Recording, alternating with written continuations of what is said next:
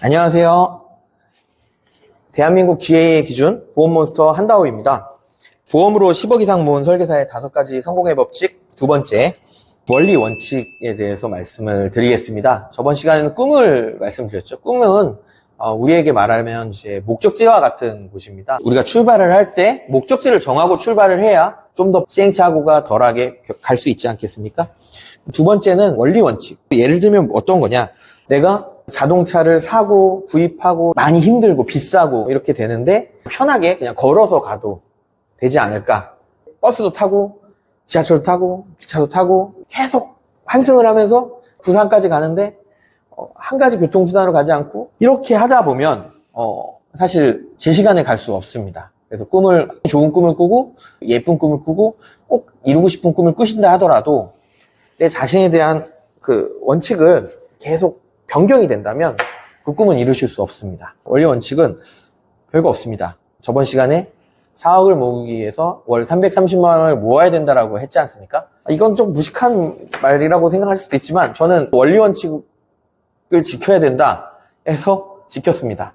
물론 100만 원밖에 저축을 못할 때도 있었습니다. 그때 어떻게 했냐? 대출을 받았습니다.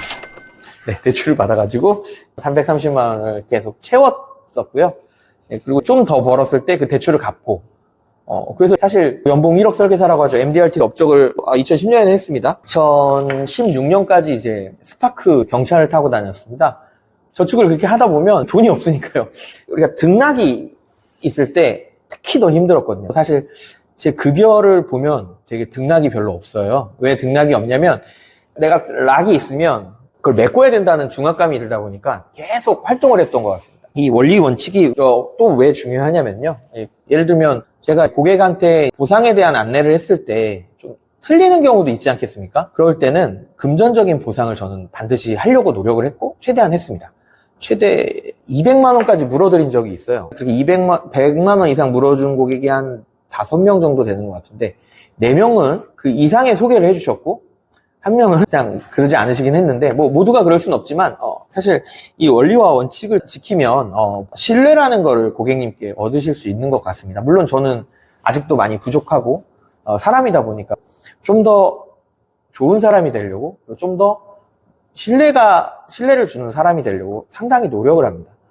최근에 누군가와 얘기를 했었는데 이런 말씀을 하더라고요. 비즈니스적으로 손해가 있지 않은데 왜 이런 선택을 하냐?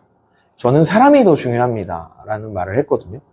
그러니까 정말 말씀드리고 싶어요. 사람이 정말 중요합니다. 사람이 전부예요.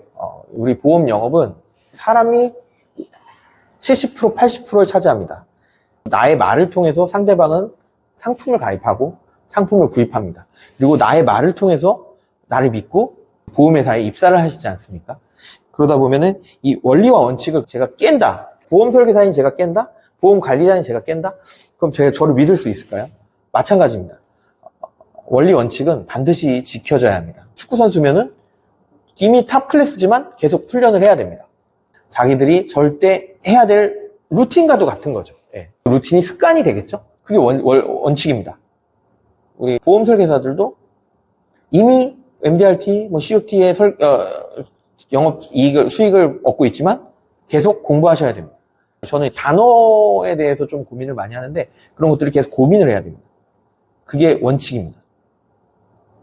그리고 원칙은 사실 말로 설명하기가 되게 힘든데 특히 보험하는 분들이 원리 원칙을 안 지키시는 걸 저는 많이 느꼈거든요.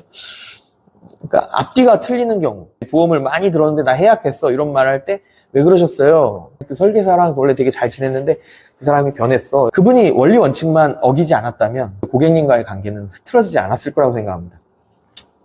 사실 설계사분들께서는 옛날과 다르게 지금은 고객님들께 신뢰를 많이 파세요. 리크루팅 상담을 하다 보면 대부분 퇴사의 이유가 약속을 지키지 않아서 그리고 처음 입사할 때와 조건이 달라서 정확히는 입사할 때 조건과 지금의 조건은 같았을 거예요. 하지만 설명을 좀 확장되게 좀 더 과장되게 설명을 들으신 거죠. 그리고 그거에 대해서 사실 체킹을 해야 되는데 사실 체킹하는 게 쉽지 않아요. 그러다 보니까 속았다. 그래서 정말 이제 많은 걸 포기하고 여기로 다시 제로로 시작해서 A라는 회사로 왔는데 또 또 A라는 회사에서 그동안 쌓아올린 걸 또 포기하고 B라는 회사로 가야 되는 상황이 생기죠.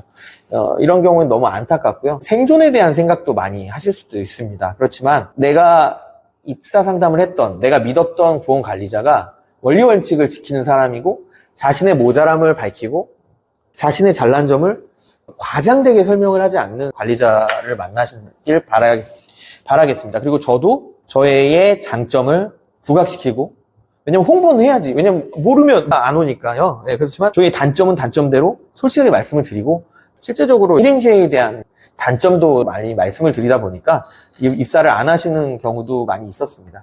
일단 원리 원칙에 대한 거는 다음 시간에 좀 더 세분화해서 더 말씀을 드려야 될 것 같은데, 이게 상당히 어려운 문제입니다. 앞서 방송에도 말씀을 드렸지만 제 방송을 보고 경제적 자유나 영업적으로 한 단계 업그레이드 되실 수 있는 그런 모습이 되길 바라는 마음으로 이 방송을 찍었고요. 모자란 모습은 좀 더 줄이고 나은 모습은 좀 더 올리는 모습을 보여드리도록 하겠습니다. 감사합니다.